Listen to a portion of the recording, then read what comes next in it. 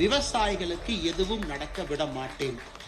இன்னைக்கு நம்ம நல்லா புரிஞ்சுக்கணுங்க, ஏன் நம்ம நிக்கிறோங்க, ஏன் நம்ம எதிர்த்து நிக்கிறோம். 2 விஷயங்களுக்காக. அமெரிக்காவுடைய விவசாய பொருள் உள்ள வர ஆரம்பிச்சதுன்னா மார்க்கெட்ல காம்படிஷன் இல்லைங்க. இன்னைக்கு நீங்க விவசாயத்தை பத்தி டேட்டா பாருங்க.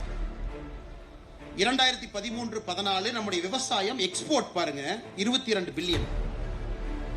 2024-25 53 பில்லியன், 134% வளர்ந்திருக்கு.